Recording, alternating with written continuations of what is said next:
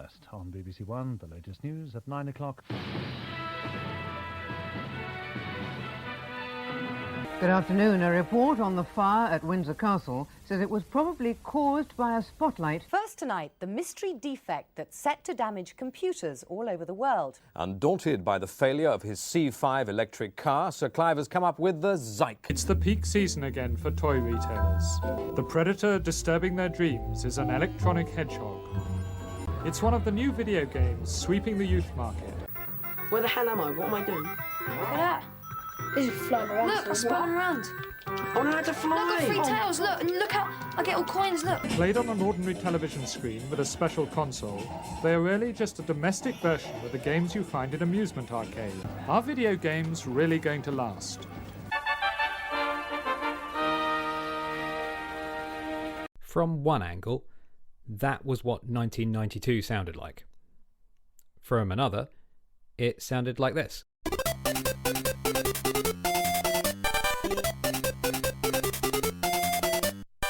"1992 was a year that saw the release of Streets of Rage 2, Sonic 2, and Super Mario Land 2. Also, Night Trap, Bucky O'Hare, and Zool. It also saw the first entry in a series that would go on to sell around 52 million games over the course of 30 years and become a merchandising staple across clothes, toys, and all manner of fan fiction you can imagine. They even have their own line of cafes, which isn't something you can say about Zool. They are considered to be an iconic video game character, an evergreen avatar with cross-generational appeal, spanning multiple genres for multiple audiences. Don't want to platform, but you want real-time strategy? They've got you. Do you want a brick breaker with a twist and a multiplayer Metroidvania? They've got you too. They are Kirby, and they are great. But why, as a nominally lifelong Nintendo fan, have I barely played any of their games?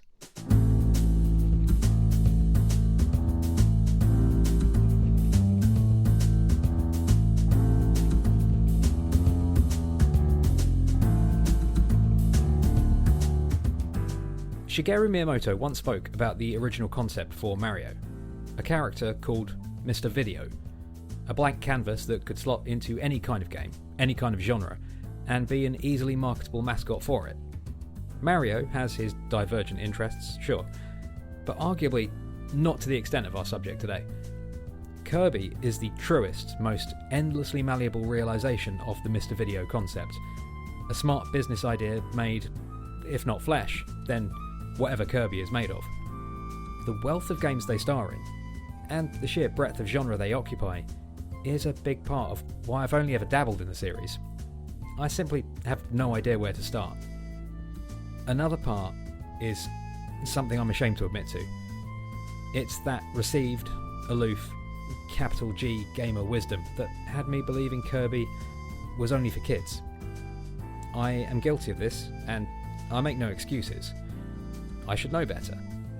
And this episode is, in part, apology and atonement. But why now? And why do I want to? Well, first, to 2003.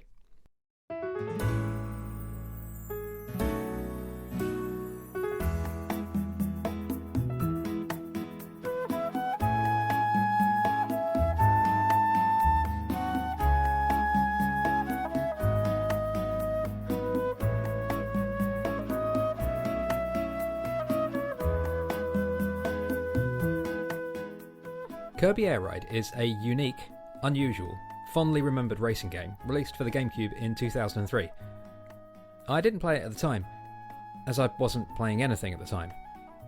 I could tell you what I was doing, but I'm not going to. But suffice to say, I wasn't doing anything particularly useful, and I certainly considered myself above things like video games.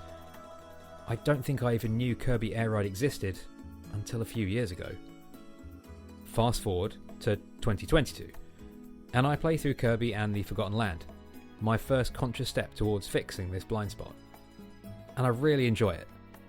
It's a high-spec, streamlined translation of a 2D Kirby adventure to 3D, providing an effective mix of frictionless progression, rewarding exploration, and off-the-beaten-path challenge to finally break my resistance to the pink puffball.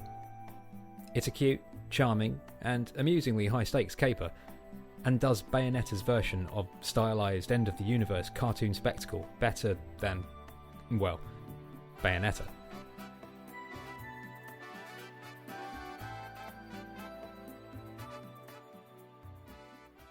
Fast forward again to April 2nd, 2025.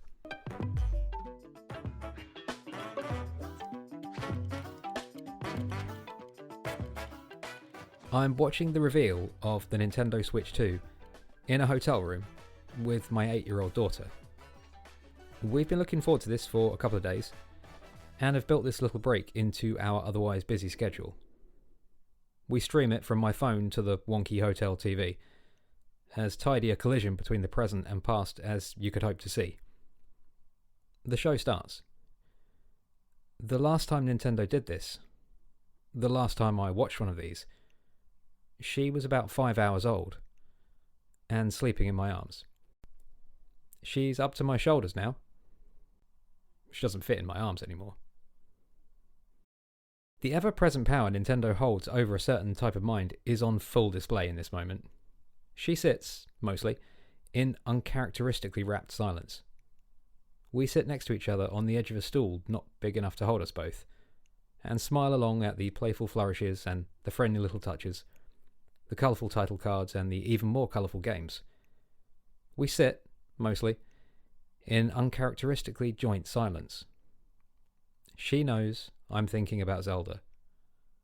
I know she's thinking about Animal Crossing. At one point, this happens.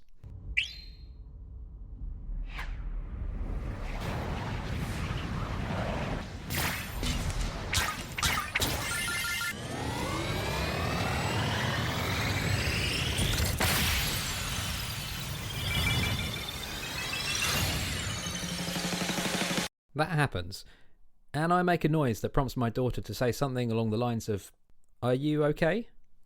I am. I just laughed at the audacity of the comically dramatic reveal of the sequel to that fan favourite but long forgotten GameCube game.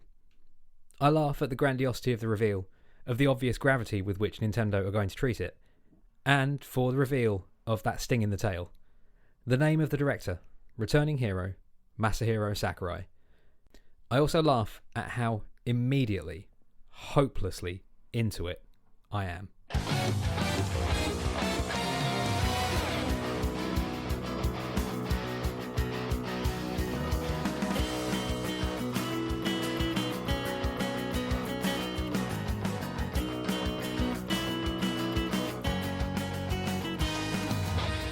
Kirby Air Riders comes screaming out of the gate with a reveal that sells me on the game instantly. A wild and frantic, not kart racer. It simply looks like a blast. And so starts the extended road to today. When I decided to do an episode about the game, I, as ever, knew that I shouldn't really do it alone, especially if I wanted to dive into the history of the series. For me, there was only ever one name in the fan/content creator space that came to mind, and I feel very lucky to have them on as a guest today. Oh, who are they? Well, let's meet them. Hello, I'm Eliza, and I am the founder and owner of Kirby Informer. Eliza is the founder and editor of Kirby Informer, the most prominent and widely followed source of Kirby news and features on the internet. Eliza founded the site in 2017, and since then, it has gone from strength to strength, growing to become the central hub of the global Kirby community. Eliza, obviously, has a long history with the series, and based on my impressions from the site that she runs, a constructive and positive attitude towards gaming. There is no one better placed to guide me through the history of Kirby, or to talk about the build-up to the release of Kirby Air Riders. I reached out to her about appearing on the show, and she was kind enough to say yes, and to recommend to me 3 games that I should play in order to experience some of the highs that the series has to offer. I played those 3, and quite a few more. We'll get to all that later. For now, we should start the show. And then, from a cold morning in England all the way across the world to a sweltering night in Australia, we'll talk to Eliza. Hi, I'm Andrew.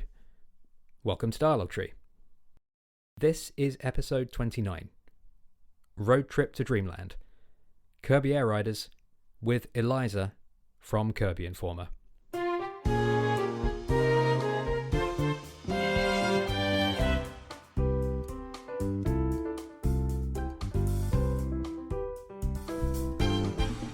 Hi Eliza, welcome to Dialogue Tree. Thanks for coming on the show. Thank you for having me. How are you today? How was your weekend? Busy playing the Kirby Air Riders Global Test Ride. A lot of fun. Yeah, it was a lot of fun. I've been enjoying that as well. We'll get to talking about that a little bit more later. First, we've met up today to talk about the latest upcoming release in the Kirby franchise, that is Kirby Air Riders. But we're also going to talk about the character and the series more broadly, a few specific games from it, and your work on your site, Kirby Informer. Yes. Before we get to that, I think it'd be nice to get to know you and your history with games a little bit more. When did you first get into gaming? Was it with Kirby or was it something else? So me and my family have basically been computer nerds our entire life. I've been playing computer games since I was 2 years old.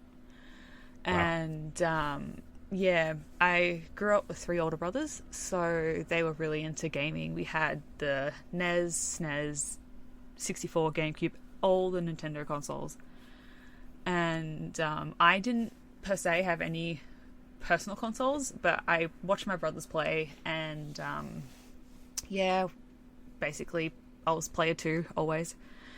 So that is the curse of the younger sibling. Yeah, so I watched them play a lot.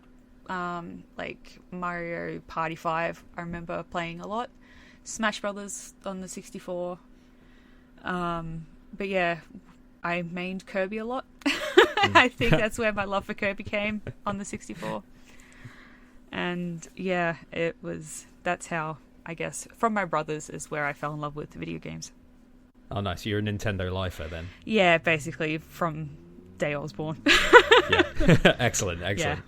As I listened to your interview on Challenger Approaching, and there was I read a piece that you were featured in on BBC. So I think that I might know, I think that I might know the answer to this. But for the listeners to this show, could you tell us what your first Kirby game was? First Kirby game was, if I remember correctly, it was I think it was Canvas Curse on the DS. Okay, yeah. Yes. So that was my brother's. Yeah, that was my brother's game, and I would personally ask to steal it because I didn't have a DS, and I would watch him play, and then, being the annoying little sister, I'd be like, "Can I play it now? Can I play it now?" So you're a polite thief. Yeah, basically. Yeah. So that was my first Kirby game that I had no idea what I was doing, and I just like to tap on the touch screen and make Kirby roll around. It was a lot of fun. Yeah, so what was it that you liked about that game? It's very different from mainline Kirby games. So what was it about that drew you in? I think being able to basically make Kirby go where you wanted him with the stylus. I think because it was like, I don't know, I was a very crafty kid. So I guess making Kirby like paint or draw and make him go where you drew, it was kind of interesting. It's not like normal platformers. Yeah. So I think that was kind of what drew me into it. That's one of the great appeals of the DS. It had this real, there's so many games that had like a real tactile joy to them. And Kirby seems like a good fit for that. Like the continued broad appeal of Kirby is often attributed to their cuteness, like the accessibility, the simple, iconic nature of the character design. Yeah. Is there anything else you think that has led Kirby to have such consistent success over 30 years? I think the lore behind it is a lot of it.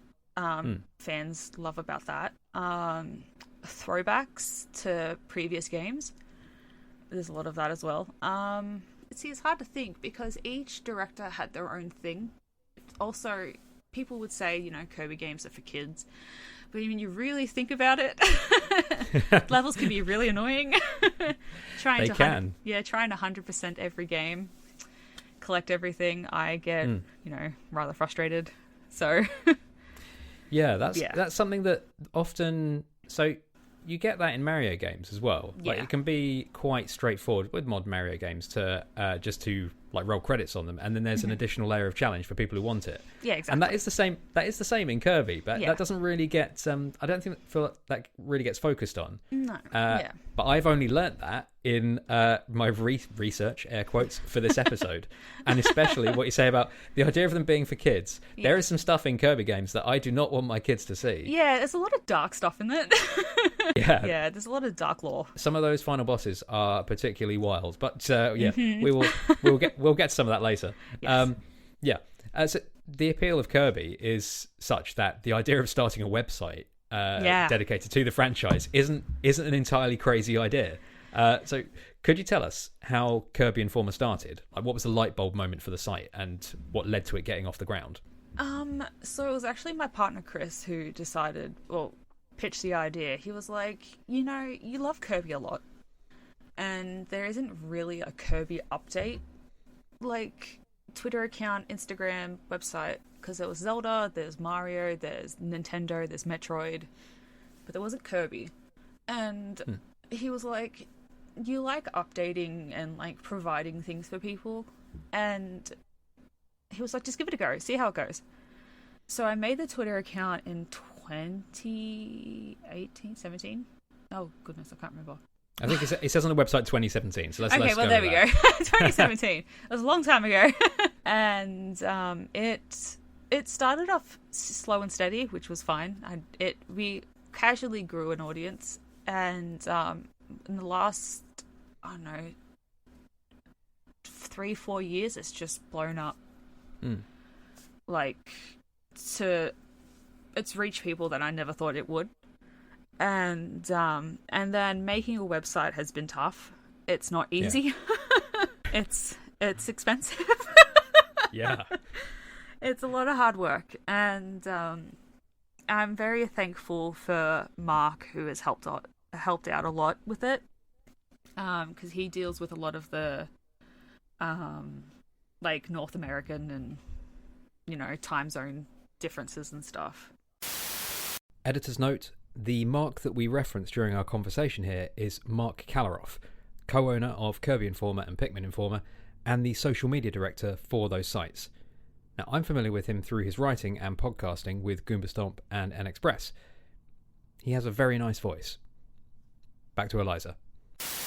It eventually led to a website, and then we grew more on Instagram, and then TikTok, and then Blue Sky, Facebook. And now we've got about 60,000 followers on Instagram, 60 on Twitter, or X, whatever you like to call it nowadays. And it's crazy. Like, I still think of it as this little hobby that I did.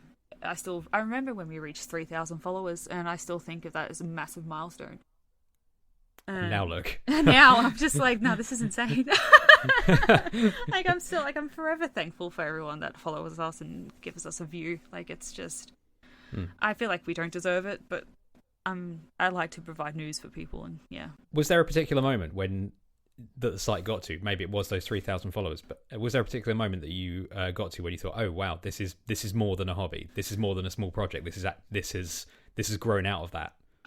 There's a few. When we got onto Nintendo Australia's PR list, that was pretty huge. Nice. When Charles Martinet followed us on Twitter, that was pretty massive. Oh, big. Yeah, that was huge. massive. When he said, when he would DM us, when he was active on there, he would message us over Christmas and be like, "Merry Christmas, Eliza." I'm like, holy crap. Wow. That was massive. I was crying all the time. When people would like want to meet up at like gaming conventions and like talk about how like the site meant a lot to them, I'm just like, I would end up bawling my eyes out. I'm just like, I can't deal with this. I think moments like that make me realize, okay, this is maybe a bit more than what I think it is. It's nice to know that something you've made means something to people. That it's something that for people to rally around. Yeah, I want Kirby Informer to be a safe space for people. Oh, that's great. Yeah. I can't believe that about Charles Martin now. That's so yeah, and that's huge. I'm still not over it. I didn't realise he crossed franchise boundaries. Yeah, like I that. didn't. Wow. When he followed us, I was like, "What?" It was crazy. That's surreal. Yeah. So, as someone who runs like a games media outlet, and you've been doing so through this through a period of kind of great change within that space, I think you've probably got a unique perspective on that side of things. So, from your perspective as someone who does run something within games media, has anything changed in how you approach the site? Have any particular challenges emerged since 2017, and how have you dealt with those? Yeah, so I've noticed that the gaming community can be toxic. 100%. Really? Yeah. I had no idea. Oh my Like, goodness. So I've noticed that people, when news comes out, it's always get it out first. Like, you have to be the first one to get it out and to get those views and blah, blah, blah. And I was, at the start, I was like that. I wanted to get it out first. Now I'm just like, I don't care. As long as we get it out eventually, and if people want to come to our site, they can look at it. Views, I guess, are somewhat important to keeping a gaming website, but, like, it doesn't really bother me all that much. I just like to post. But Doing something good rather than just doing it quickly. yeah, is like, kind of I more like important. I like to provide stuff for people. I don't really care about all that stuff. Yeah. But I guess, I don't know, the amount of negativity recently, if you don't post something that someone likes, people are a lot more outspoken about it, which is fine. They have the right to say what they want. But earlier, like back in the early days of doing it all, there were some certain people that really, really got to me, and there were times where I wanted to end the whole thing. I wanted to delete the site, wanted to delete all the accounts, and my partner was just like, you know what, don't be the bigger person. And I'm glad I kept it, because I've met amazing people through it. And yeah, so I'm glad that nowadays also with it's a lot of people are more positive, even though they got the negativity and the, I guess, suppose the good outweighs the bad. Yeah. Yeah, so. Yeah, those people will come and go. Yeah, exactly. Yeah, I think it's more important that the site Yeah. persists than bowing to sort of, like you say, toxic, negative commentary. Yeah, exactly. I wanted to ask, if you're willing to share, are there any sort of memorable real-life experiences you've had as a result of being the editor on the site, be it with fans or with Nintendo officially? Like I said, people have come up to me, like at PAX Oz. You know, I'm not. Do you know what PAX is? I'm pretty sure. Yeah. Yeah. So like the Australian version. Me and my partner went in October, and it's a stupid story. I was coming out of the bathroom and I got stopped, and this person was like, "Are you Eliza from Kirby Informer?" And I was flabbergasted. I was like, "What?" And took me a minute. I was like, "Yeah." And yeah, they were like talking about how much they like the site, and I was crying. Yeah, I'm a very emotional person. And had a few people come up to us, me and my partner, while we're waiting in line to play Pokemon. I met up with a lady who worked at Nintendo, and she was saying that they were thankful for like Kirby Informer, saying that, you know, we're the #1 Kirby, you know, news outlet in Australia. So I couldn't believe that either.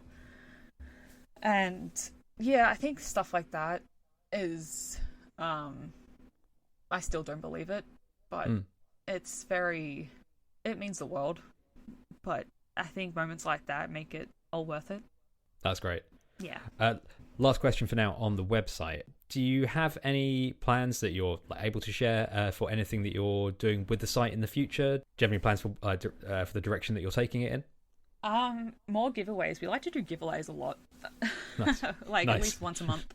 For the website in general, we've got probably a new layout coming. We've got new logos. The podcast will probably start next year, but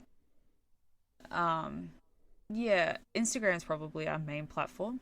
but we always post like giveaways on Twitter, Instagram, so that would probably be the main thing to look out for. We like to give back.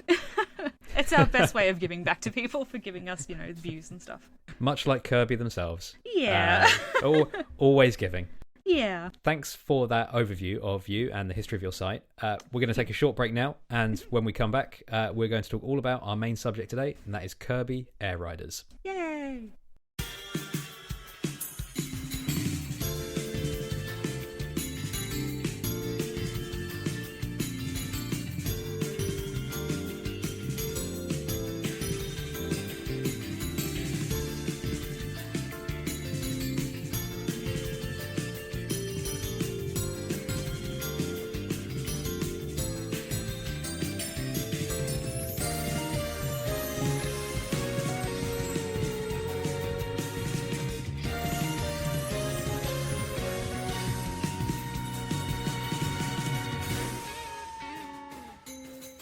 We are back from the break, and I am here with Eliza from Kirby Informer, and now we're going to talk all about the latest release in the series, that being Kirby Air Riders. Now, this is a sequel to the 2003 GameCube game, Kirby Air Ride, and at the time we are talking is 4 days away from release. Now, it feels like there's a lot to cover just in the run-up to this, so we will start at the start. Yes. What is your relationship or experience with the original Kirby Air Ride? It's going to make me sound like the worst Kirby fan in the world. I didn't have like a big relationship with the game. My brother had it in his collection because he had like a massive video game collection, and then he sold it, and I was very upset. I wanted that game so bad, and then had to buy it and spend a good chunk of money on it. Oh God. Yeah, if you want an Australian OzPal copy, complete in box, you're spending upwards of $600. That's probably too much. Yeah, but I got it for a bargain of $350. What? Wow, yeah, that is a bargain. Yeah, wow. For a 20-plus-year-old game. I enjoyed it a lot. I think I only played it myself, but I reckon people who had good, memories with the game, played it with friends. I can definitely see why people really enjoyed it, because I would have loved to play with friends. Yeah. Have you played racing games in general? Yeah, I'm really good at Mario Kart. Excellent. Do you like how Kirby Air Ride interprets the formula of a racing game? Like, what is it you like about the way that Kirby Air Ride plays? I like, one, it's very different. I also love how, one, it's simple, but it's the mechanics are completely different from a typical racing game like Mario Kart. You know how with a Mario Kart game, how it's like it's chaotic, but like it works for Mario Kart. With Kirby, it's like it's simple, but it's also chaotic in a way, and like with the copy abilities, when he sucks it up, that interprets item boxes. I don't know what I'm saying makes sense. No, it does. I think I get it. They're both chaotic, but in different ways. But I can understand why people would like it. Probably didn't do as well as Double Dash or something like that. I would have played it more if I had it as a kid. Yeah. For a racing game, it's weird. Yeah, it's so different. Yeah, it's really unusual. Yes. And I guess it kind of needs to be to stand apart from other. Definitely. It's not a kart racer, but it presents not like one. Yes. And it needs to do something different to stand out, and it really does. It's a very unique kind of racing game. Mm-hmm. What do you have a sense of how the sort of like the wider Kirby community feels about Kirby Air Ride? Is it? Oh, it's a cult classic. Yeah, people love it. Like I can understand why people are so passionate about it. When I played it a few days ago, I can understand why people have such fond memories of the game. And when I was playing it, it still holds up really well. Yeah. Like, I was surprised. Like, I was like, this looks really good. And the controls are really smooth. I felt exactly the same. Yeah, I forget that, the GameCube was a relatively powerful system at the time. Yeah. I was still kind of surprised by how good it looked. Yeah. By how fully realized the game world was. Yeah. It really took me by surprise. Yeah, especially City Trial. It was interesting to go back to it. I don't know how you felt about the various game modes. I had a really hard time with Air Ride, like just the main race mode. I've really struggled with that in a way that I didn't with the new game, but we'll come on to that later. But yeah, it is interesting how similar the new game is. Yes. To this one, but like a maximalist version of it. But like I say, we will get onto that later. What was your reaction to the reveal of Kirby Air Riders? I lost my mind. Yes. I was like, so the direct I think was like late at night here, which it usually is. Yeah. And I was like, okay, this is Kirby. What's going on? All right, Kirby, you're on the Warp Star. And then when the title came up, I lost my mind. I was texting Mark, and we were losing it, and I was screaming, and I was just like, there's live tweets on our account of me absolutely going ballistic. It was crazy. That's the kind of reaction you want from a game reveal. Yeah, it was great. It was it's a really hype reveal. Yes, with that video was great. It was one of the two that was in like the Switch 2 like direct. Yes, and that was that was one of two moments in the direct that made me laugh out loud. Even though at that point I'd never played Kirby Air Ride. I'd barely even seen any gameplay, but I found it so funny that they had done such a like dramatic reveal for the sequel to a sort of quite a niche game. Quite a niche 20-year-old game. I thought like the audacity of that was so was so funny. But yeah, it was that I think that and like the reveal of Elden Ring I think were the things that made me made me sit up. So yeah, that was cool. It's because no one was expecting it, because everyone thought, okay, yeah, Kirby Air Ride, it's like, it's dead. Like, they're not going to do anything about it. And then that popped up, and like, holy crap. Yeah. They know about it. Yeah, that kind of leads into the next question I had. Like, Kirby Air Ride it's theoretically like a side game in the series. Yes. There's a lot of those. Yes. But Kirby Air Riders has been given like as big a push, like if not more than something like Forgotten Land. Yeah, I've noticed that. Why do you think that is? I think because the original, Forgotten Land, when it first came out, did have a really big push. It had a big push here, which is, I was surprised for a Kirby game, because Kirby is not really that big here. It had a really big push in the US with promotional stuff. I know Target had one. There was a lot of pre-order bonuses. I know we had to cover that. The DLC didn't really have that much of a push. Okay. The DLC that just came out, I think, because it was just a little DLC for the Switch 2. That was like a $10, $20 thing. I think, because Kirby Air Riders is like a new game, I think, and I think that obviously they want it to do well, and I think because maybe Forgotten Land did well enough, and I think getting newer players into Air Riders and showing what the original also was, and getting new people into it, and showing people who didn't get the opportunity to play it and showing what it was. Yeah, and getting a new generation into it. Because, I didn't play it, and I was only able to recently get a copy. And I love it so much. Yeah. Yeah.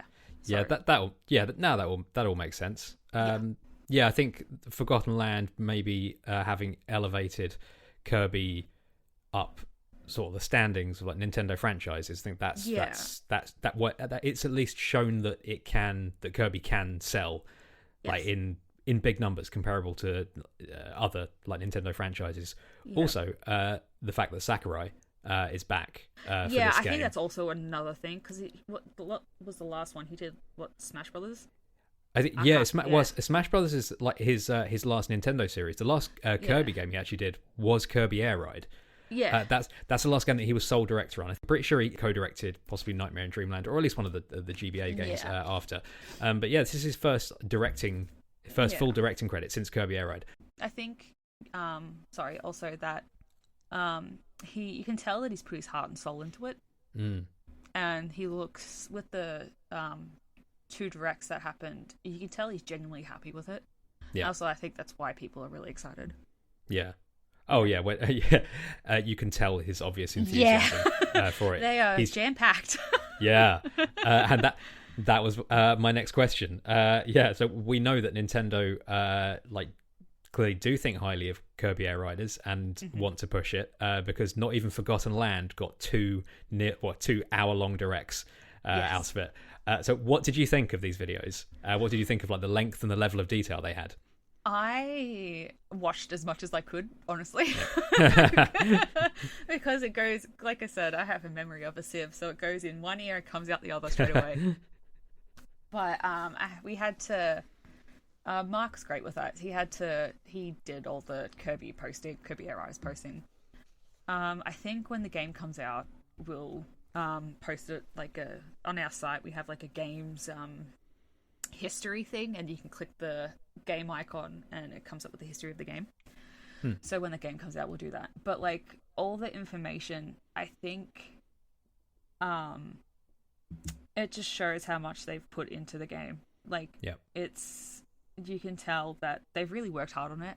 It's been when did the game come out? 2003. 2003, yeah. So it's been 22 years. And obviously he wouldn't have been working on it for 22 years. Even if he has, that's insane. But but it wouldn't surprise you if he had. Yeah, it wouldn't surprise me. But he cares so much about it. And you can tell he wants to give as much as he possibly can to the fans, because Kirby Air Riders means a lot to a lot of people. And he doesn't want any information to be I suppose be left out with the direct, so he wants to put as much out as he possibly can, so people, I guess he wants people to be surprised, but also, be prepared for what's coming. Yeah, because there's a lot. Yeah, there sure is. It's because, and I guess because it is kind of unusual for a racing game, it justifies itself by being an introduction to this for new players. Yes. Because it is everything about the way it controls and the way it plays is kind of weird. So yeah, it's what the joystick, you move left or right. You can play it with one hand. What I don't what. I guess that's kind of the thinking behind it. It's also, I feel it's a lot. It shows that it's more accessible to a lot of players that have, I don't know. This could be just a me thing. But it shows that it could be more accessible to players that may have disabilities. Yeah. It could be my thing, because if they have a special controller, they just have to move left and right with the joystick, and they just have to press one button. Yeah. I don't know. That's special to me. I don't know. That could be just a me thing. I'm maybe looking too deep into it, but yeah. No, I thought that was a really notable part of the Direct, and I was really happy that they did give so much focus to that. Nintendo games are usually, I know this is not developed by Nintendo, but Nintendo games are often criticized for their lack of accessibility options. Yeah. I thought it was great. There was a whole section dedicated to it. Sakurai did a video on his YouTube channel about his experiences with accessibility, particularly in The Last of Us. You can see that influence in what he's doing here.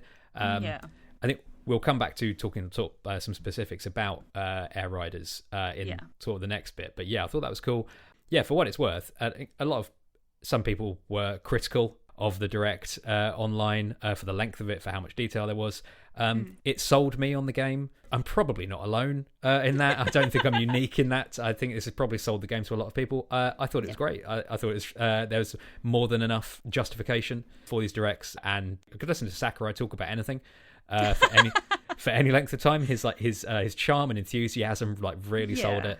And yeah, there was so much in there that really enticed me to get the game. So I think it did its job. But we'll talk more about the specifics of Air Riders soon. We'll talk about your impressions of the game from the two contexts in which you've played it, and whether your reaction to it has changed between those. As you played a preview of the game earlier in the year, what were your impressions coming out of that? Did you notice any changes from the original that improved or detracted from the game? So when I played the demo at PAX, I hadn't played the original, so I was going into it blind. I had no idea what to expect. It was chaotic. It was insane. I had That's about no right. idea what to do. I did through the tutorials, did all that, and that was fine. I grasped the concept of it really quickly, which is great. I think that's what, new players need. Yeah. The tutorials were really easy to understand. And then we went into the normal racing, the air ride, so that was fine. And then we went into City Trial. That was fun. That, because I had no idea what to expect. I was absolutely getting destroyed. Yeah, and then it was great. Like, I thought the mini games were fun. Collecting power-ups and like all the little, whatever they're called, I can't remember. But no, I think it was fast-paced enough, because people's attention spans are like nowadays. I think it's just enough for what it is. And then I played the original and I played City Trial. I'm like, there's only 4 players. Yeah. Like, I was like, this feels so slow. Like, oh my god. Yeah, it felt so much quieter. It felt it felt like a it felt so much more relaxed in the GameCube version. Yeah, I was like, I have no idea what I'm doing. Like, in Air Riders, I would collect like up to 60 power-ups in like one go. And like in the original, I'd collect like maybe 10. Yeah. I'm like, oh, did I do something wrong? Am I playing it wrong? Like, I don't know what I'm doing. But like, no, it was still fun. I just like, it was definitely a more toned down version, the original. Yeah. But it still plays the same. But it's just more. Air Riders is just dialed up to 50. Yeah. And it's more fun. Yeah, totally. So it sounds like the demo you played is very similar to the global test ride. Yeah, the only thing that was different was that we didn't have the online paddock ID stuff. That was the only difference. Yeah. Okay. So I guess we can talk about our general impressions of the game now, because I've played the global test ride over the last 2 weekends and had a lot of fun with it. Yes. So first there's Air Ride. It's a standard race mode, and where you probably start if you're new to the game. What was your impressions of this? Air Ride, I noticed a lot of people were commenting about motion sickness. Okay. For how fast it was. Yeah. I did see I can that see a that, lot yeah. in a lot of our replies and comments, which I could understand. I suffer from like light sensitivity, so a lot of the lights like were flashing in certain ways, so I get like a slight headache. But I'm pretty sure you can like change the settings and so we're gonna have to fiddle with that. You can turn that. I think you can turn that all off. You can just that's just me being nitpicky, but I'll figure that out when I play the game. Yeah. But no, Air Ride was fun. I loved it. I think it's quick, and you can pick another race and like find the character and I wouldn't say cart that works for you. I think, and like it's customizable. You can pick multiple different characters, and I think it's great. And like all the color schemes, That was the thing I think that surprised me the most about it. The fact that there are stats in it at all. Yes. I was surprised about. It's a Kirby game, so it comes with this immediate baggage of like, oh, it's a kid's game. No, it's not. Yeah, they're throwing this at you straight away that there are stats, and you have to think about your character and your machine. Yes. And I was surprised that there is a really noticeable impact in the different build that you choose. You can definitely feel a difference between the riders and the machines, and the effect that has on your gameplay. And I was surprised by the contrast between the this deliberately simple one-button control scheme and the really high skill ceiling in this game. It's surprisingly hard. It is. You have to turn properly and time everything. Yep. Yeah, I felt that more in the original when I played it in preparation for this. I had the worst time I think I've ever had with a game. And I think whatever they've done to change it for Air Riders appeals to me. Playing the original, the race would start, the CPU would be off in the distance, I would never see them again.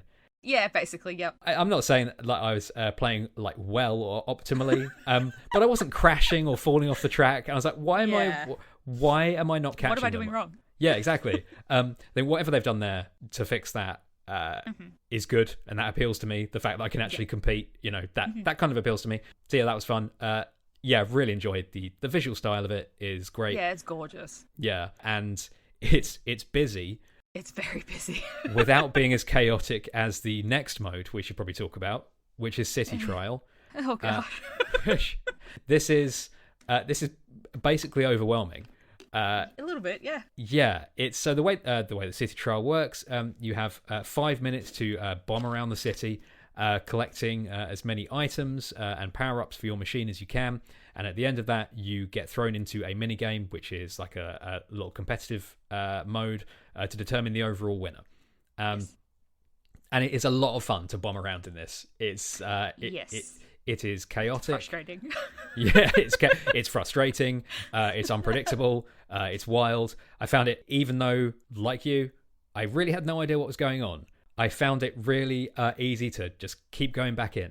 I kept wanting to jump back into another round after, which I think is like testament to how good the game feels to play. Yeah. What did you think of this as a thing overall? Do you find it like a satisfying experience? Playing with randoms, it took a while to, I guess, find matches, but I've noticed online a lot of people are picking DeRoche. Okay. So I think he might be like the OP. Interesting. Yeah. I saw a lot of Ricks. Oh god. Including myself. Yeah, so I was getting absolutely destroyed when I was playing with randoms. And then I posted like an online paddock ID on Twitter, and playing with like our followers was a lot of fun. I feel like that was more fun. It was stressful because they kept, blowing up my machines. Yeah. And it sucked and they kept stealing my machine. The one I wanted all the time. I wanted the damn wing. But that's fine. I'm not gonna hold grudges. But no, it was really fun. Like it didn't feel like 5 minutes. It went by really quick. And even if you each time is different, and finding the machine that works for you as well when you find that one that works. And it's really exciting when you play a new minigame or like arena thing that's new and you haven't done before. Like I get really excited because okay, we haven't done that one. Let's pick that one. Yeah. Did you have any favourites of the games that came at the end? The button one, the button mash one. The gobbling up all the food. Yep. The defeating all of the enemies in the short amount of time. Which one? And the dash one. You have to go dash to the finish line as quickly as you can. I can't remember the names. But no, they're all really fun. Did you ever do the team battle against Robo DDD? I really wanted to, but I have like a really weak machine. I have the Wingstar on the Meta Knight one. Yeah. So I get absolutely destroyed. Oh, so no. I know if I hit, I'll blow up instantly. Sure. Yeah. Yeah, I liked all the ones that I did. My favorite was the team battle against Robo DDD. It reminded me of the the Salmonid battles in Salmon Run in Splatoon 3. I don't know if you played that. Yes, I have. Yes. Yeah, I think it kind of demonstrates that influence. I thought that was really fun. Yes. It was cool being working together with people, rather than against people. And that kind of kind of feeds into my the one reservation I had about City Trial. In totality, I thought it was fun. I know it's not meant to be like a combative experience because that's not really what they do. But the fact that you can't deliberately target any opponent or item means that you can't really be deliberate in your gameplay. You can't really target a particular build. You can't prioritize. Oh, I'm only going to get speed power ups. I'm only going to get attack power ups because it's so chaotic. And so you could try and focus on it, but you'll just get everything in between. Yeah, it's impossible to tailor the build of your machine. So that led me to feel at the end of a City Trial that I wasn't really sure what I'd done. I wasn't really sure how, if my machine was any good, and at all. And then you get the minigame, and the minigame at the end is always fun, but then it's over so quickly. I kind of wish there was an option to have that be like a 3, like a best of 3, like tournament, just to make it feel like a little bit more significant, a little bit more substantial. But like I said, that was my only reservation. That's not what they want to do with this, and that's fine. They want it to be this chaotic experience, and it is fun. Like I said, that's just a reservation. Overall, I thought overall, I think it was really fun, and looking forward to playing more of it. Yeah, 100%. Yeah, with everything we know about the and have experienced about the game so far. So, how are you feeling about it now in the build up to release? I'm keen as a bean. Yeah, excellent. So I guess now we can talk about the stuff that isn't in the global test ride that was featured in the directs. We've got the return of Top Ride. And did you play this in the original? I did. I got really frustrated. Oh, really? I did, because I was trying to do stuff off the checklist, and I was going through it, and I was just like, this is stupid. How are you supposed to do this? These are so stupid. And they were winning, and I was just like, no, I can't do this. How are you supposed to go through this without touching the walls? This is... Oh God! I'm not going to get heated. It's fine. It's a stupid game. Yeah, Sakurai's a monster for that kind of stuff. No, okay, yeah. But no, I really enjoyed it. I thought it would be great with, like I said, friends, and no, I'm glad they brought it back. Yeah. I'm really keen for it. I found Top Ride so much more fun in the original than Air Ride. I thought it was so much more accessible. It did what I thought Air Ride was supposed to do, and it be this topsy-turvy, chaotic racing game. You can go from first to fourth and back again, in a single lap. I think it had the energy that I was expecting from Air Ride in this top-down mode. So I'm really excited to see what they do with that. I think it showed well in the directs. I'm happy about there being a simpler mode. Theoretically simpler mode to play with kids. I think that'll be good for them. There's also Road Trip. What did you think about this? Oh God, I can't even remember it. I'm sorry. This was that's okay. This is the single player mode that it was. Don't worry, it was tucked away in the third cumulative hour of these directs. It makes me sound like the worst Kirby fan. Don't worry. I had to watch the second direct. I had to watch it in stages about 2 or 3 times to just try and internalize all of the information in it. Yeah, Road Trip is this single player mode. You have a map.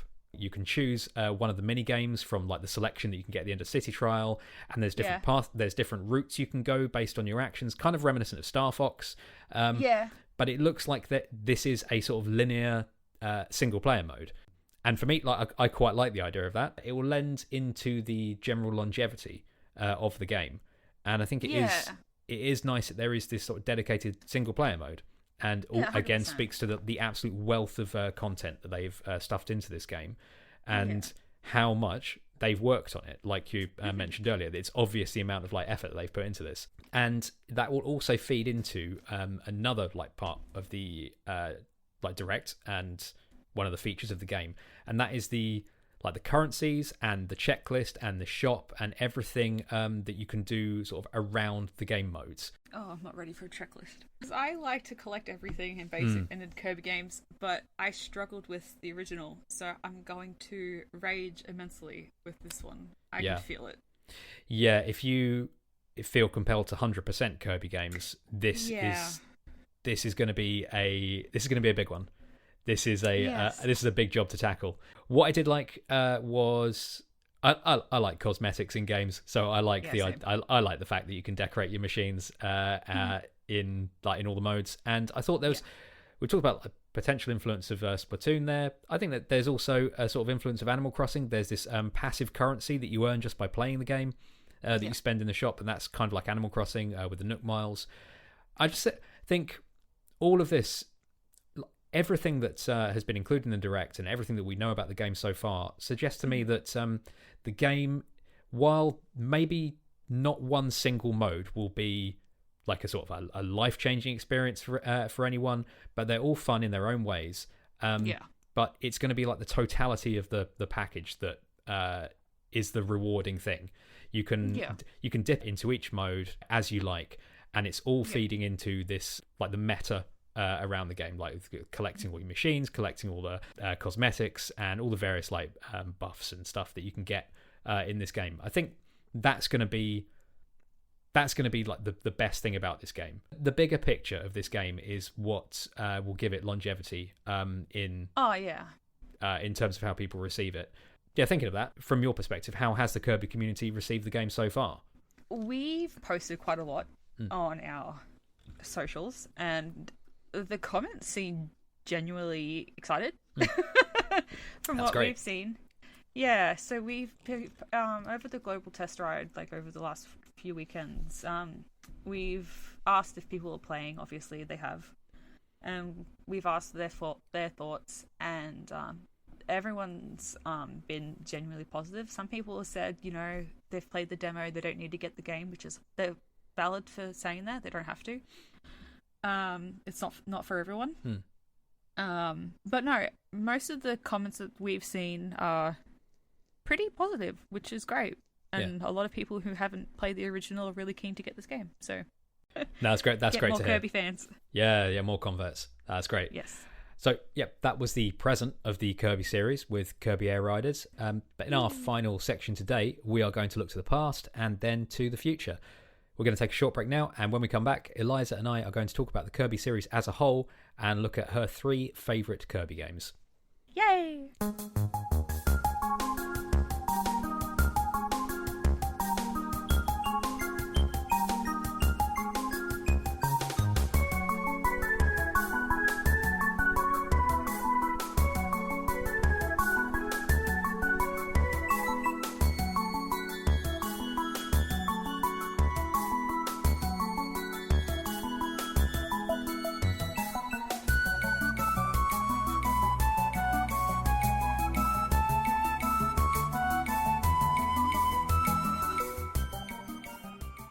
We are back from the break, and I am here with Eliza from Kirby Informer, and now we're going to talk about the Kirby series as a whole, where it's been, where it is, and then look at 3 games in particular that Eliza recommended to me. Now, before we get to those games, I think we should take a look at the series as a whole, which is kind of a ridiculous prospect, because there are so many games, and there is no real sort of neat through line in the series as a whole, but there is one way. Yeah, it really is. But there is one way of looking at it, and you've got the mainline Kirby series, and that is like the platformers. You can sort of loosely divide those into 3 distinct eras by the director. So we have Masahiro Sakurai, who directed the earliest games in the series. There's Shinichi Shimomura, who is behind what fans call the Dark Matter trilogy, and there's current series lead Shinya Kumazaki, who has overseen pretty much every game in the series since 2008's Superstar Ultra. Yes. Now, do you have any interpretation of how the games of these directors differ? Like, is there anything specific that each bring to the series? With Sakurai, with Dreamland and Kirby's Adventure, you could tell that he put his heart and soul into it. With those games in particular, they truly changed the trajectory of Kirby games. Especially with Kirby's Adventure, because they brought in copy abilities. I think with Shimomura, the art style for Dreamland 3 is completely different from everything else in the Kirby series. The crayon pencil art style we haven't seen ever again. It's so different. And the gameplay is different as well. I've only played it once, so this is me trying to remember it. Even with 64, with the 2.5D art style, and it brought in Adeline and Ribbon, and Ribbon being Kirby's love interest, I thought that was a little weird. Yeah, Kirby doesn't seem like someone who should have a love interest. Yeah. But it brought in, obviously, the memorable characters of Adeline and Ribbon. Ribbon being my favourite Kirby character. I think with those directors, with him, with Shimomura, I think him being the director for those art styles are different as well. Yeah. And I think with Kumazaki, you can tell with the art style of Kirby in the recent Kirby games that it's his he's been the director, if that makes sense. Like, you can tell that's his Kirby. Like, from, like, if you put his Kirby with the recent render of Sakurai's Kirby in, like, Smash Brothers or Air Riders, they're completely different. And you can tell the difference between, like, each director and what they interpret Kirby as. You know, Kumazaki sees Kirby as this, you know, oversaturated pink ball. Which he is. He's very pink and, you know. But like, with Sakurai, he's like a muted pink as well. So I think each director has, you know, like, to different art styles, sees different Kirby in different lights. Focusing on Kumazaki as an artist makes sense, because he is an artist, and he has a website and an Instagram for his drawings. And he has some pretty crazy ideas, and those and the Kirby games are his playground for those. He brings a consistency to the series that the mainline games maybe didn't have before he took over. And there's there's definitely a through line in his games, which we are going to see shortly. And I thought it was interesting just that there's these very three that you can apply these three distinct eras to Kirby. Yeah. So well, now before we get into this, I should set this up a bit. So I asked you for these three recommendations for a reason that I haven't really touched on yet, and that's that I have very little experience with Kirby as a series. I know. I have some, but only like a really quite shallow experience. So I've played like a little bit of the Game Boy and the SNES games over the years. I played through Forgotten Land and its DLC on Switch. I really enjoyed it, but that's really it. Really good. Yeah, it was really like a really fun game. Really great interpretation of great translation of Kirby into 3D space.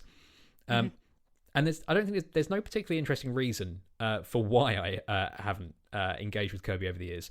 It's just I think I've always found his movement in the mainline games a bit slow. I never feel particularly graceful in these games, and like, you know, some games are supposed to be like in some way are supposed to be a power fantasy. I always feel quite clumsy and bad in Kirby games. I'm constantly inflating myself by accident. Then like going straight into a hazard, and also the fact that there are so many games and never really knowing where to start. Like I've never really given the series like a fair sort of shake. So I asked you for three recommendations for Kirby games to play in preparation for this, which you kindly provided, and I have played those three, and a few more. Yay! I wouldn't say I've gone off the deep end. I'm sort of in maybe in the shallow end, but I've definitely got in the Kirby pool. Along with some of the spin-offs, and it has been fun. So I just wanted to get out there, try and convey that I have come into this with an open mind, and I want to get into Kirby as a series. And so that's enough of that for now. I think we should start with the game that you told me was your favourite. Now, would you like to tell us? Would you like to tell us what that game is and give us the elevator pitch on why it's your favourite Kirby game? So my favourite is Kirby's Epic Yarn.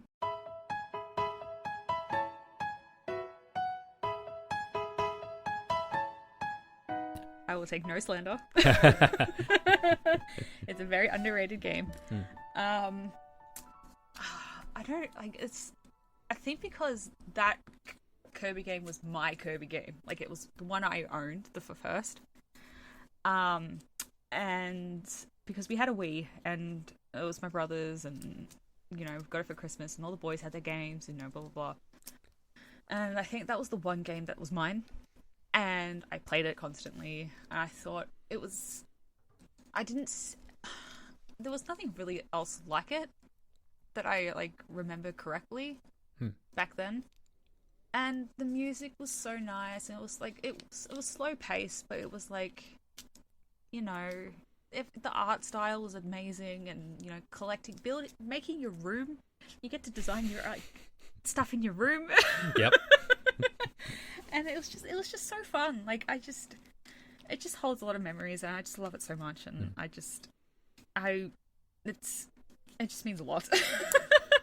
Oh, that's nice. Yeah, I love it. Yeah. This is a really good game. I really enjoyed this. I played the 3DS version of this. Yes. It's extra epic yarn. Yeah, Kirby's extra yarn. The look of the game is the obvious draw here. It takes place in a knitted world. It just looks fantastic. It's very pretty. It's very tactile. It's quite a timeless look. It's never really going to age. It could come out now and no one would blink. Yes. I liked how the look of the game has a tangible effect on the gameplay. Yes. The fact that Kirby is made of wool, it has logical implications, which is a crazy thing to say for like a pink ball that absorbs things. Instead of sucking, he throws his yarn thing. Yep, he throws his yarn and like curls enemies up into whatever. He curls them into balls of yarn to throw, steals their hats, and weaves his own to take on their ability. The way you interact with the world is makes full use of the look of it. You can pull on threads to open new platforms, buttons, everything. Yeah, you can step through tears in the fabric to move between layers of the world. That's all. I think that's all like really well realized. I think one of my favorite things about it was just the general game feel, and part of that is the fact that Kirby has like a proper melee attack. He's got that yarn whip. I'm just a sucker for any like sort of attack system in a game like that, and having that took away something I'm often like frustrated with in Kirby games. The fact that you don't really have that you don't have an attack like that, and I think that it works really well in this game. Kirby feels more mobile and more suited to platforming, and what you said there about the slow pace of the game, I think the way that this game is structured, it really suits a more relaxed pace because it's more focused on exploration rather than just getting from like A to B. Yeah, the focus is on exploring each level, finding all the gems, finding all the like the secrets in it, and because there's no death, there are no lives. It just it really suits it, and I think it has an identity that is very distinct within the series, and also the fact that it does away with contact damage. You don't like you can jump on an enemy's head and you don't take damage. It's so good. Yeah, and that's like the biggest sin of like the early Kirby games, and that's what I think that's why I could never get on with them. It's like why this is a universal language of platformers. If I jump on his head, he go boom, but it's not happening. But it's not happening here. And there's loads of other little touches in the game, like when you dash, you turn into a car. When you ground pound with a little honk of the horn as well, which should be annoying, but it's not. It's so cute. When he ground pounds, he turns into a weight. When you float, you turn into a balloon.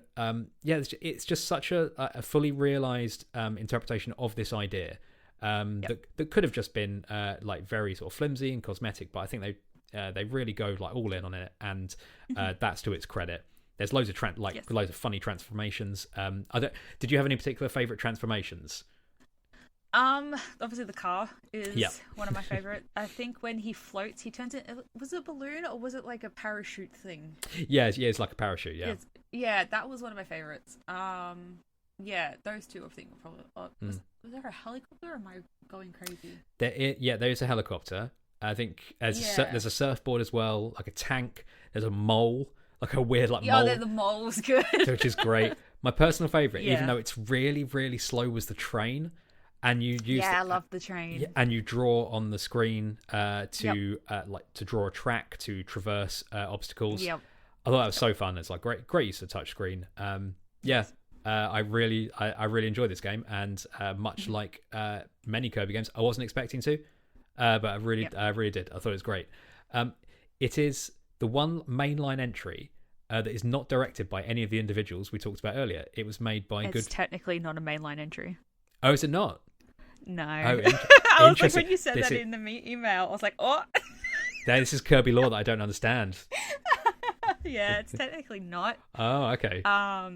If I remember correctly, it's because it's a different studio. Oh, interesting. It's not a mainline.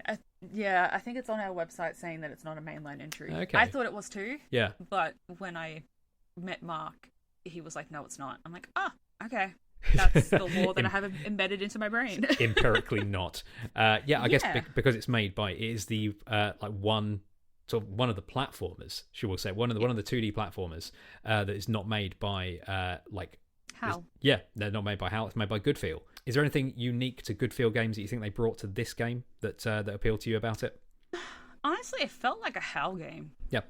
I won't lie. Like, it didn't feel any different besides obviously the mechanics are completely different from any other Kirby game, but like it just felt like a Kirby game. Like it didn't feel out of place.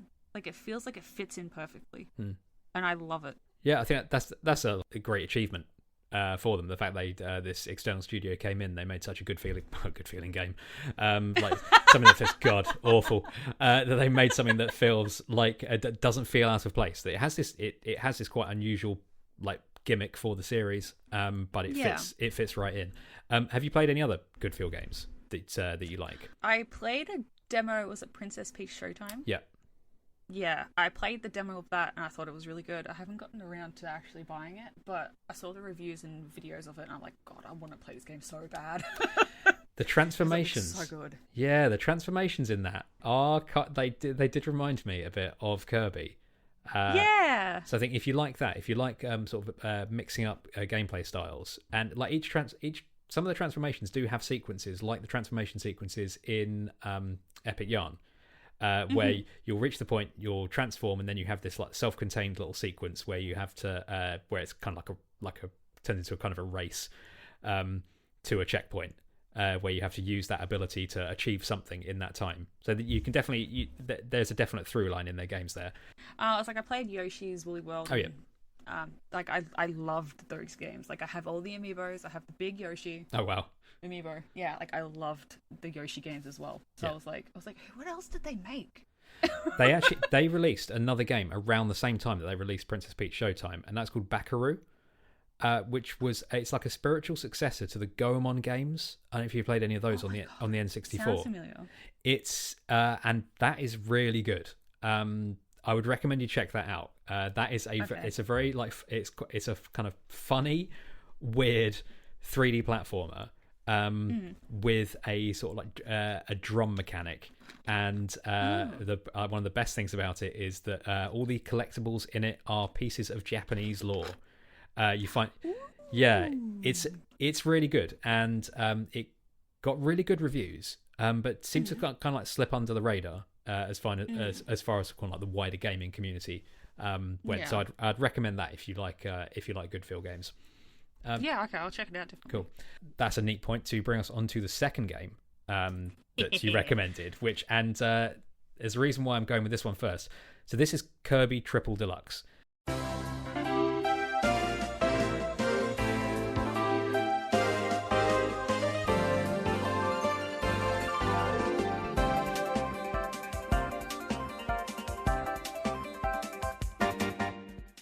So, yes. A disclaimer on this: I try to play all of these games evenly, and that is like I would play one world in one game and then go on to the next and play a world in that. I played the first world of Triple Deluxe, and then I went on to the next game, and I never went back to Triple Deluxe. I know, and that's not through any fault of this game, and we'll get to that. So in any case, I will need to lean on you a bit for this one. So Triple Deluxe was released in 2014 for the 3DS. It was directed by Shinya Kumazaki. And breaking the game down is pretty simple. It's a 2D Kirby platformer where the unique mechanic in this one is called the Hypernova ability, which gives Kirby the power to inhale everything. Big things. in these very funny little cinematic sequences where you'll start it and then like enemies will be hanging onto the environment to avoid being sucked in, which they can't. So that's kind of the hook for this game. What is your pitch for this? What was your experience with the game on release? Your first playthrough and your thoughts on it now? I remember getting it day one, and I was keen as a bean. So I think I got the special edition when it came out, and that was huge here because we never get special editions. So I remember playing it, wanting to 100% it, couldn't do it. I was missing like 2 charms or something. Oh no! So stupid. But no, I loved the Hypernova thing. I think it was great. Like each Kirby game, have you noticed, has its own gimmick, and some of them are silly. Yep. But like, I don't know. I think this one worked. And I don't know. I think it's it's a very underrated Kirby game. I don't see a lot of people talking about it, except for, I see it in the Kirby community because we follow Kirby fans. But in the gaming community as a whole, I don't see a lot of people talking about it. And I think that's why I recommended it, because I thought, it's a good game. And obviously you didn't enjoy it. That's fine. I did. No, I did enjoy it. There's It's fine. You don't have to lie. No, I did enjoy it, but there's a good reason why I didn't have the time to go back to it, and we'll come on to that with the next game. It's fine. I feel like it would have done better on the Wii U. Because the graphics on the game, I feel like it was too pretty for the 3DS. Okay. Yeah, there's a lot. It's like, I feel like same thing with Rainbow Paintbrush. Is that what it's called in the UK as well? People were complaining that should have been on the 3DS and Triple Deluxe should have been on the Wii U. Right. Like they should have done it vice versa. Okay. Yeah, because of the graphics and stuff like that. And I feel like that probably would have been a good thing because the graphics were too pretty for that game. And I feel like, it's a very underrated game, so that's why I suggested it. But yeah, it's fine. No, I think I know. I think I know why it might be underrated. It's very fun. I liked. No, it is. It introduced like a few new abilities, and there's of those, the ones that like stuck out to me were Beetle and Circus. They were fun to play with. The beam item is introduced in this game too. And that's where you like Kirby holds a beam and it extends from the foreground to the background, so you can like take out things in the background and the foreground.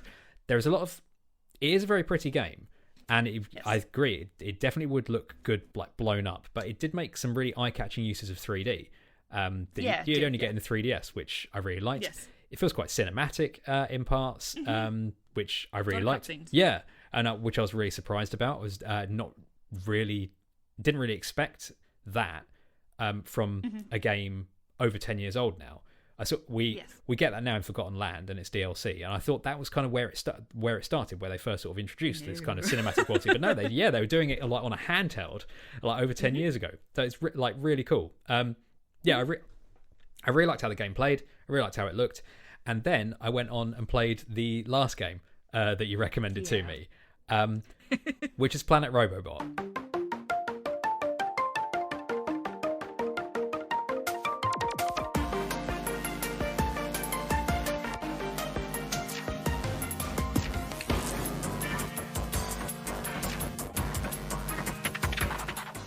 For me, was the same game as Triple Deluxe, but better. Yeah, people usually put the two together. Yeah, and I think that is why Triple Deluxe gets kind of short shrift now. Yeah, it gets shoved under the rug. Yeah, because they are such similar games in so many ways. But Planet Robobot has a very different and very unique theme to it, and a very like distinctive gameplay hook that is always going to take attention away from a game very similar to it that doesn't have that. I will admit to being a victim of that. My impression of Planet Robobot was like Kirby like wears a mech suit. Well, that sounds stupid. That sounds stupid. And then I played it and was like, maybe it is stupid, but it's really fun. Yes, it's great. Yeah, I thought, okay, well, I'm going to go all in on this, and if I can get back to Triple Deluxe, I will. But I will go back to Triple Deluxe, but I'm afraid I couldn't before recording this. That's fine. Yeah, I played through Planet Robobot, and I rolled credits on it, and it's one of these three games that I was able to do that on, and I had a good time with this. So it's really good. Yeah, I feel like this game takes the bones of Triple Deluxe and it builds something like entirely unique within the Kirby canon on top of that. So yeah, do you think that's an accurate take on this game? Yeah, so I've noticed that Robobot is a lot of fan favorite. Like it's a big fan favorite. Like it introduced a lot of memorable characters as well. Yeah, that people like fans love. Like Susie. Yeah. Yep. Like Susie's in Air Riders, so. Yeah, people love Susie. And it's like there's so much like merch for it. Like we've got a Kirby Nendoroid that's like the mech suit, and with the Kirby 30th anniversary there was so much Planet Robobot stuff. And I feel like there was like no Triple Deluxe. So like I think Robobot was the big one. Yeah. And I can understand why. It was a really good game. Yeah. And no, I can understand why it was the fan favorite of the two. I had a lot of fun playing it. I remember it, I never put it down when I first played it. Like, I'd wake up, play it, go to bed, lay in bed, play it. Like, it was just constant. Like, it's been a while since I've played it. Like, once I play a Kirby game, I don't really replay them. Yeah. Honestly, it might sound bad, but once I've played it, I'm like pretty content once I've 100%ed it. But from what I remember, no, it was like the graphics were really good for the time. The storyline was really good. The lore behind it all. Like, Kirby games, like, you wouldn't think they'd have like a really deep storyline, but a lot of them do. So I think also that touched with a lot of people, and like I said, it brought like some really good characters, and no, I can understand why that's a fan favorite. Yeah, but I'm glad you enjoyed it. Yeah, it was great. It does have classic Kirby story in that Yes. you think it's all fine and normal, and then you're fighting God in space. Yeah, so This it's like it's happy as Larry, and then you're fighting, death. This goes full on like Galaxy Brain 2001 Space Odyssey. Towards the end of this, it is mad. Yeah, I thought this is a really fun game.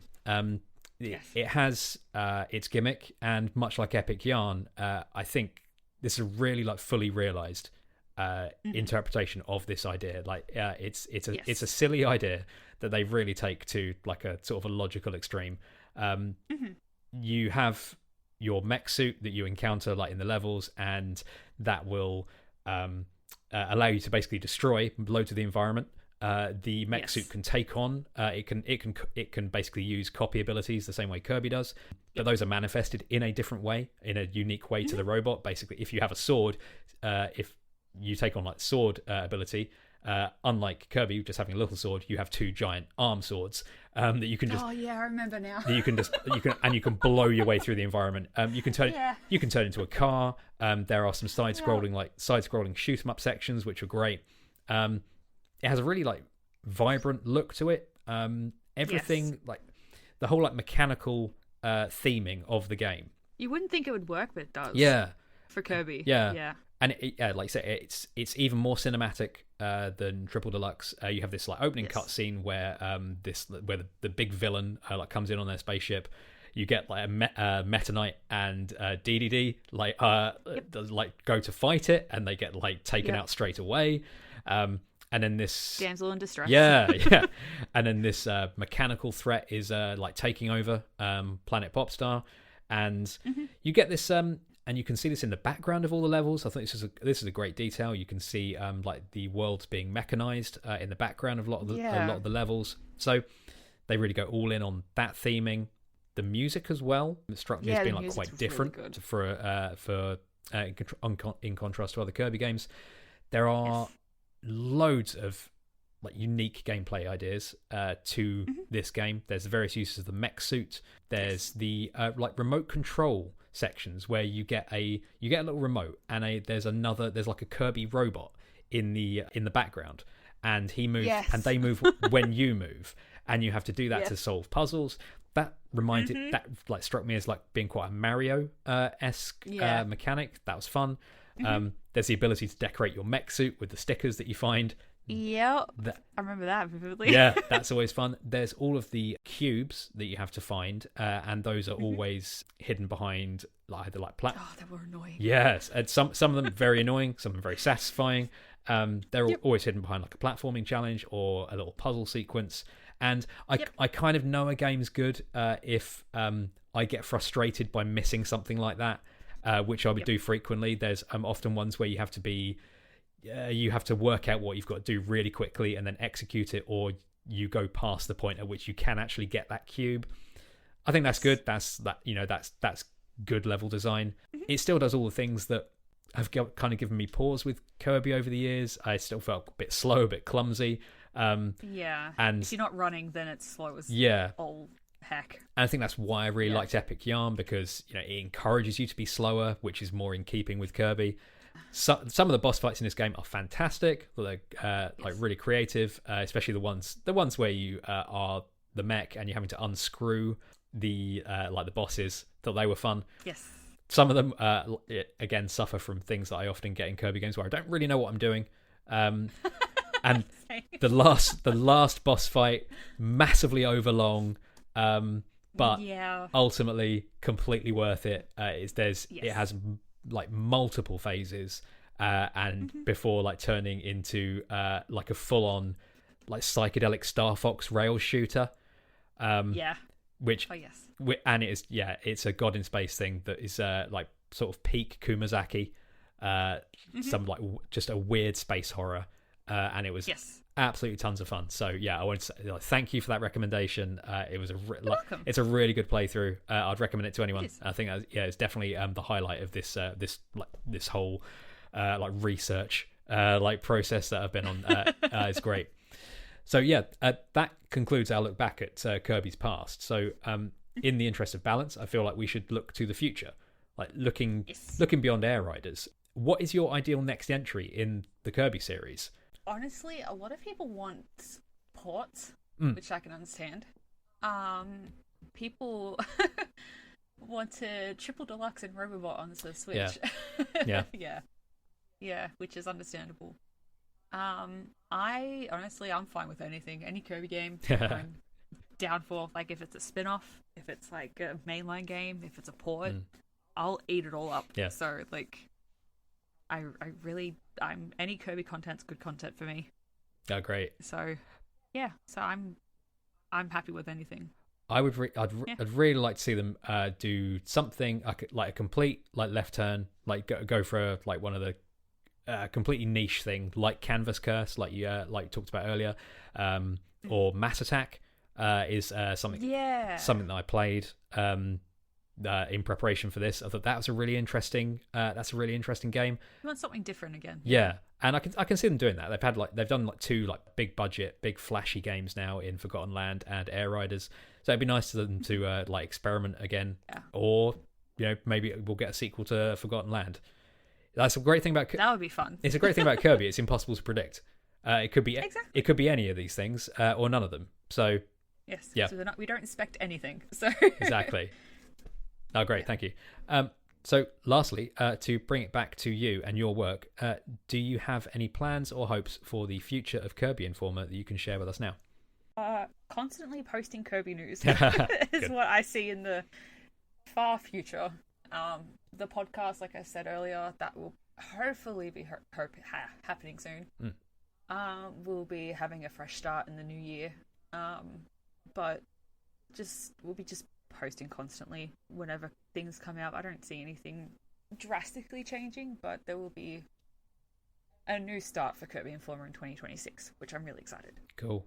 I'll keep an eye on that, and I will listen to your podcast. You've got thank you. You've got 30 years of Kirby history to fuel that. So yeah, I think it's a lot.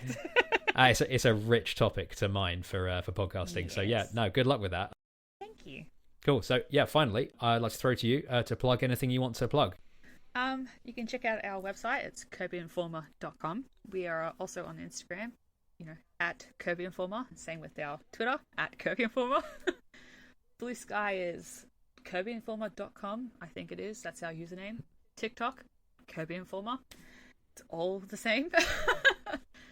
But yeah, that's our socials, I'm pretty sure. Yeah. Great. Thank you very much, Eliza, for coming on the show today. I really appreciate it. Thank you so much. I really enjoyed it. Thank you for having me.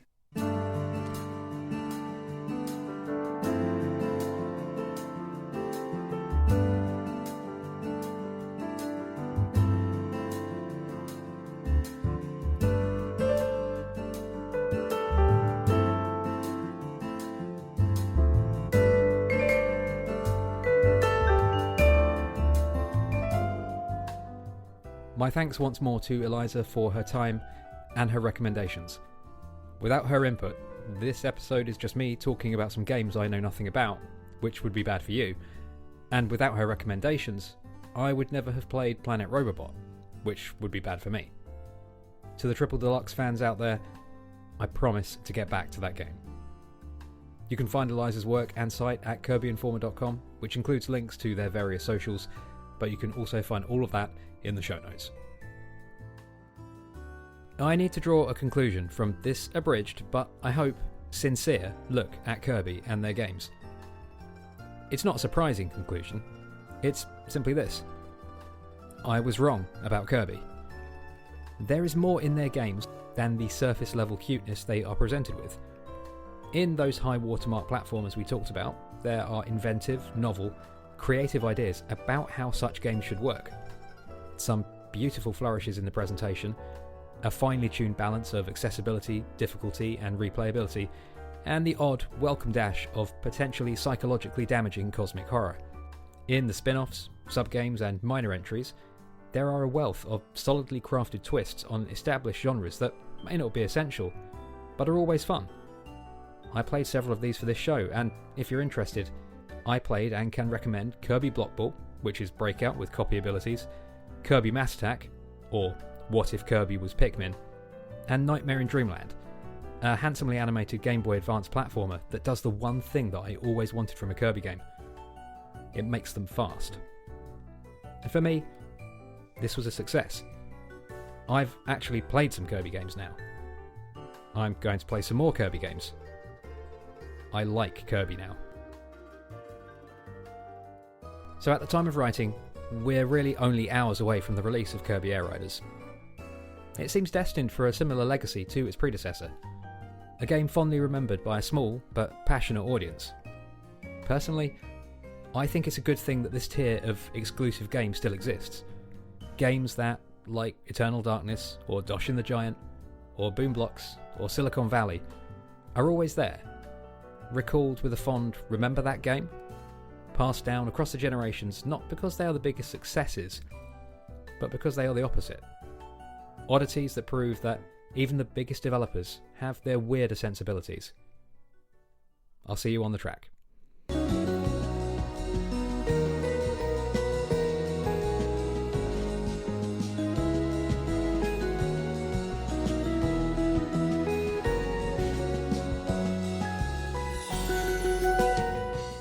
Thanks for listening. The artwork for Dialogue Tree was designed by Pixel Benny.